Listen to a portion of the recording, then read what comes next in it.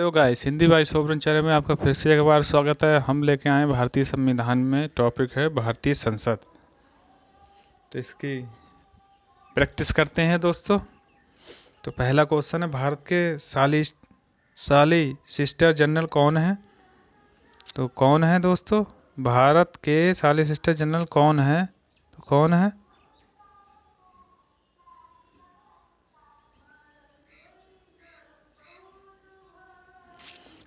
तो इसका दोस्तों पुराना क्वेश्चन है, इसे हटा देते हैं। चलिए अगले क्वेश्चन पर, अनुच्छेद 79 के अनुसार संसद का अभिन्न अंग होता है। तो कौन सा अंग होता है दोस्तों? तो राज्यसभा भी होता है, राष्ट्रपति भी होता है, लोकसभा। Option number D. और ये किस आर्टिकल के तहत होता है? तो ये होता है 79 आर्टिकल के तहत। ठीक है दोस्तों। अगला प्रश्न, संसद बनती है, संसद किससे बनती है दोस्तों? तो संसद सदन के दोनों सदनों से गलत। सदन के दोनों सदन निर्वाचित मनोनीत गलत। सदन के दोनों सदनों गलत, यानी इनमें से कोई नहीं। Option number D. अगला, संसद संसद में समाविष्ट होते हैं, कौन कौन होते हैं? राष्ट्रपति होता है, लोकसभा और राज्यसभा, तब संसद बनती है। ये कौन से आर्टिकल के तहत? ये 79। ठीक है दोस्तों। चलिए अगला प्रश्न, संसद का अंग है, कौन सा है दोस्तों? इसका सही आंसर होगा option number D, Lok Sabha, Rajya Sabha, राष्ट्रपति। अगला प्रश्न, भारतीय संसद में शामिल हैं, कौन कौन शामिल हैं?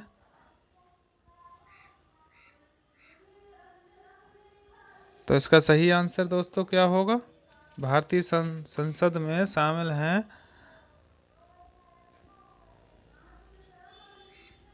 तो इसका आंसर दोस्तों इसमें है ही नहीं, इसमें और जोड़ लेना राष्ट्रपति। ठीक है दोस्तों, क्योंकि इसमें ऑप्शन दिया नहीं है, राष्ट्रपति और कर लेना, तब ये वाला ठीक हो जाएगा ऑप्शन। ठीक है दोस्तों, लोकसभा, राज्यसभा और राष्ट्रपति।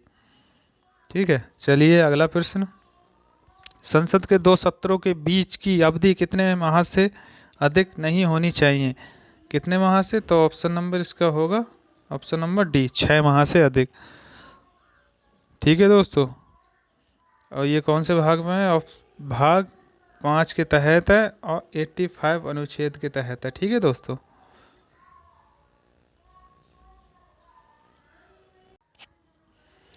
चलिए अगला क्वेश्चन पे, संसद के किसी भी सदन की अंतिम बैठक एवं उसकी सदन की प्रथम बैठक के बीच अधिकतम समय अंतराल कितना हो सकता है? तो कितना अंतराल हो सकता है? तो इसका सही आंसर होगा 6 महीने तक का। चलिए अगला प्रश्न, लोकसभा का सत्र एक वर्ष में न्यूनतम कितनी बार बुलाया जा सकता है? तो एक साल में 2 बार बुलाया जा सकता है। ठीक है दोस्तों। चलिए अगला प्रश्न,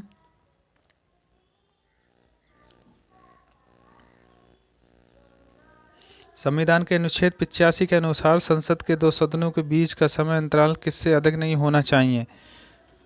तो किससे अधिक नहीं होना चाहिए? तो ये नहीं होना चाहिए 6 महीने से अधिक। ऑप्शन नंबर ए। अगला, संसद के कुल सदस्यों का कितना भाग वैधानिक चैम्बर की मीटिंग बुलाने के लिए आवश्यक गणपूर्ति कोरम है? जो मीटिंग बुलाई जाती है उसका। तो सही आंसर क्या होगा? ऑप्शन नंबर ए, 1/10। और कौन से आर्टिकल के तहत आता है दोस्तों? तो ये आता है 100। ठीक है दोस्तों। अगला, भारतीय संसद के निम्न सदन में विरोधी दल के नेता। ये दोस्तों पुराना क्वेश्चन है, मगर नए क्वेश्चन में बता दूं विरोधी दल का नेता कौन है। कांग्रेस से कौन है जिन्हें लोग कहते हैं पप्पू पप्पू? तो उसका राहुल गांधी। ठीक है, ठीक है दोस्तों, राहुल गांधी हैं विरोधी दल के नेता। चलिए अगला, भारत में राजनीतिक दलों के संबंध में निम्नलिखित कथनों पर विचार करें। ये दोस्तों बहुत पुराना क्वेश्चन है, इसे हटा देते हैं। चलिए, लोकसभा में किसी राजनीतिक पार्टी को विरोध पार्टी की स्थिति प्राप्त करने के लिए न्यूनतम कितनी सीटें प्राप्त करनी होती हैं? तो सही आंसर होगा 10%। यानी लोकसभा में किसी राजनीतिक पार्टी को विरोधी पार्टी की स्थिति प्राप्त करने के लिए न्यूनतम कितनी सीटें प्राप्त करनी होती हैं? 10% सीट। ठीक है दोस्तों, तभी विरोधी दल का नेता बनता है। और जो राहुल गांधी बने हुए हैं, ये मोदी ने अपनी, इन लोगों की तो 10% सीट भी नहीं आई थी, तो मोदी जी ने क्या काम किया था, इन लोगों को अपनी ही तरफ से विरोधी दल का नेता बनाया था। चलिए, अगला प्रश्न। किसी राजनीतिक दल को राष्ट्रीय दल के रूप में मान्यता दी जाती है यदि उसे 4 या अधिक राज्यों में राजनीतिक दल के रूप में मान्यता दी गई हो। राजनीतिक पार्टी कहलाएगी। Option number C. ठीक है दोस्तों, राजनीतिक पार्टी बहुजन समाज पार्टी है, मगर सपा पार्टी राजनीतिक पार्टी नहीं है। चलिए अगला। दोनों सदनों में प्रत्येक बैठक के प्रथम 1 घंटे प्रश्न को पूछने एवं उत्तर देने में लगाए जाते हैं, जिसे जाना जाता है प्रश्नकाल के दौरान। चलिए अगला। लोकसभा अध्यक्ष अन्य सदस्यों को बोलने देने के लिए किसी एक सदस्य से बोलना बंद करने के लिए कह सकता है। यह व्यवस्था जानी जाती है, क्या जानी जाती है? तो ये जानी जाती है ऑप्शन नंबर ए, शिष्टाचार। अगला प्रश्न।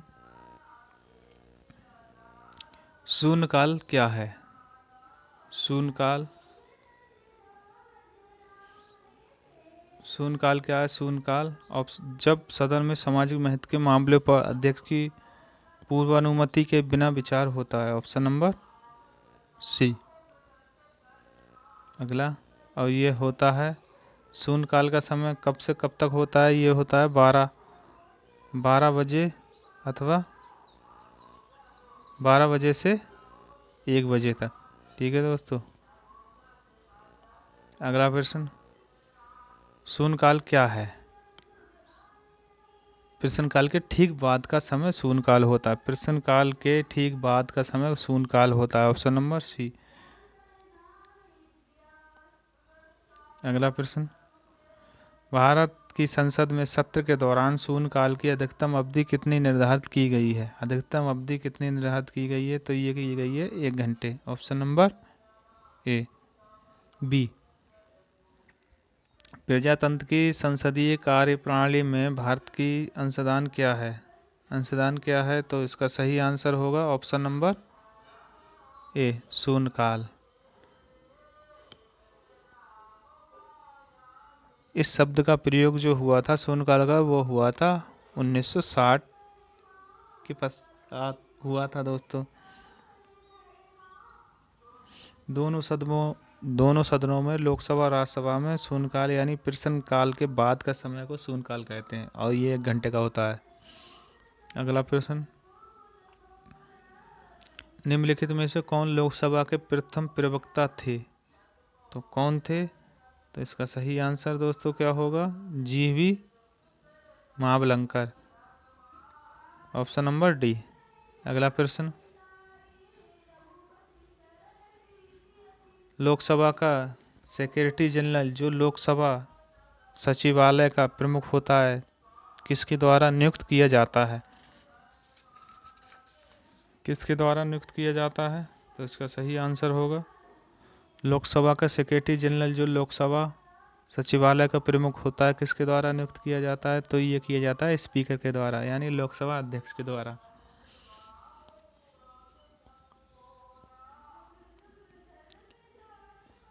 चलिए अगला प्रश्न।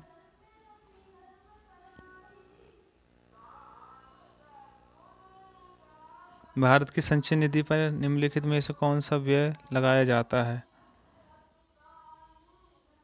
लोकसभा के चेयरमैन के भत्ते, ठीक। ऑप्शन नंबर ये भी ठीक है। लोन ऋण वृद्धि तथा सेवा एवं ऋण मुक्ति से संबंधित खर्चे, ये भी ठीक है।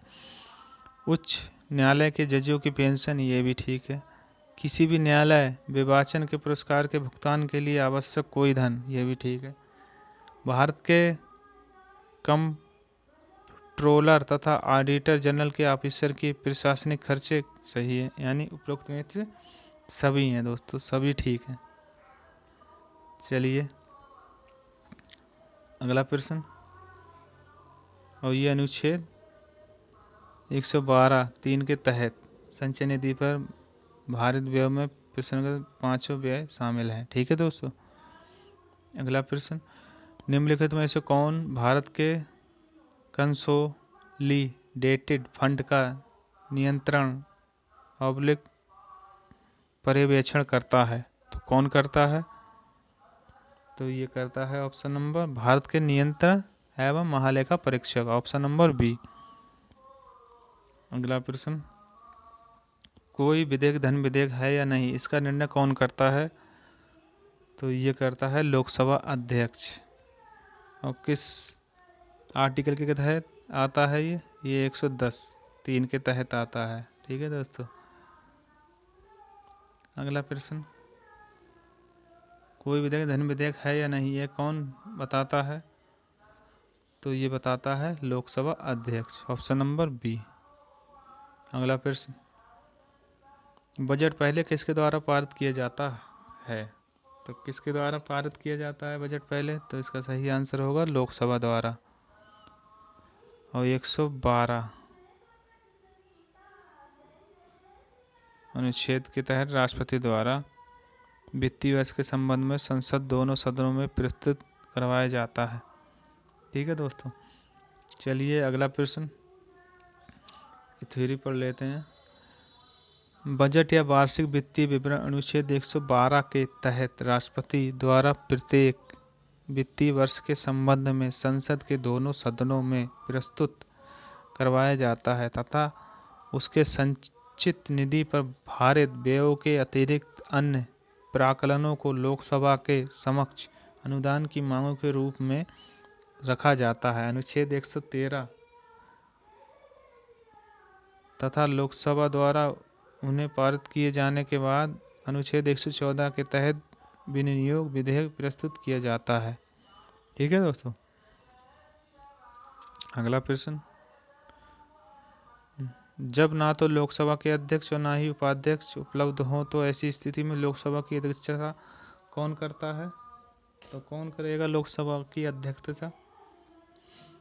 तो ये करेगा ऑप्शन नंबर ए, लोकसभा अध्यक्ष द्वारा चुने गए पीठासीन अधिकारियों के पैनल का कोई सदस्य। यानी मान लो लोकसभा यानी 10 लोग हैं, उसमें एक लोग को खड़ा किया जाएगा, उसका पैनल बनाया जाएगा, उसे लोग वोट देंगे तो वो चुनेगा। ठीक है। चलिए अगला प्रश्न, और ये आर्टिकल 95 के तहत आता है। चलिए अगला प्रश्न, लोकसभा के निर्वाचन के लिए न्यूनतम आयु है। तो लोकसभा के निर्वाचन के लिए न्यूनतम आयु कितनी है दोस्तों? तो ये है 25 वर्ष। और अनुच्छेद किसके? आर्टिकल 84 खा के तहत।